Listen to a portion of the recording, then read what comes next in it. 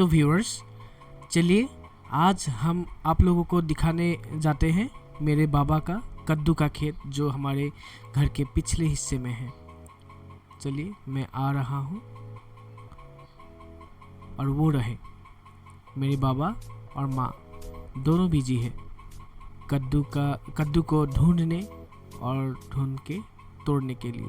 पूरा धूप निकला हुआ है, चारों तरफ गर्मी लगभग 38 डिग्री सेल्सियस है। आज बहुत ज़्यादा गर्मी है। मैं अभी आया हूँ, बाबा और माँ 1 घंटे से ही यहाँ पे है।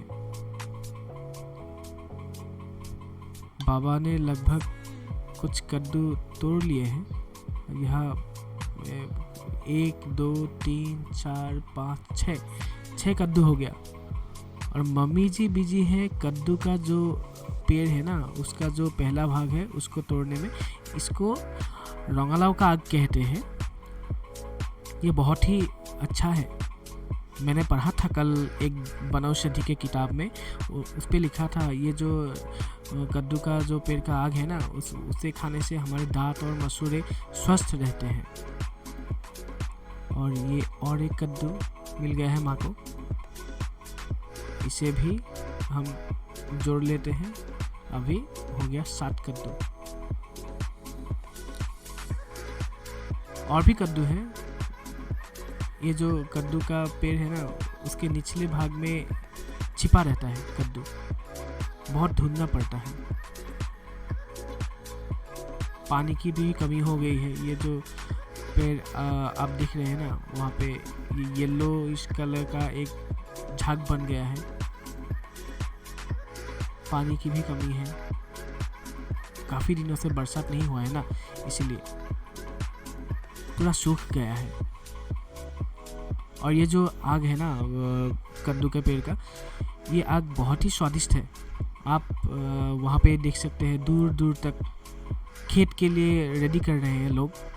ये जो चावल का खेत है ना, धान का खेत है, वहाँ पे मैं जूम कर लिया हूँ। वहाँ पे देख रहे हैं वो एक ट्रैक्टर खेत की तैयारी में लगे हैं। और ये कद्दू मिल गया है। हाँ, मैं बता रहा था ये आग के बारे में। ये जो पेड़ है ना कद्दू का, इसको आप 2 तरीके से खा सकते हैं। फ्राई करके भी खा सकते हैं आलू प्याज के साथ, और ये जो दाल है ना, दाल में देके भी आप खा सकते हैं। ये बहुत ही अच्छा है खाने का। और ये कि मीठा मिल गया बाबा को। और ये टमाटर, हाँ टमाटर मिल गया है। लगता है बाबा ने टमाटर के बीज भी बोए थे यहाँ पे। माँ को भी मिल गया टमाटर। खुद से टमाटर खुद से हुए ना, हाँ बीज नहीं बोया था। ओके, ये छोटा वाला कद्दू मिल गया है। ये थोड़ा ख़राब है लगता है। हाँ, ये पूरी तरीके से रेडी नहीं हुआ है खाने के लिए, कच्चा है थोड़ा। और ये आम के पेड़, ये दूसरे लोगों की बाड़ी का है ये आम का पेड़। अभी पका नहीं है आम। हवा भी थोड़ा थोड़ा चल रहा है, पूरा का पूरा पका नहीं है वो जो आम, अभी कच्चा है।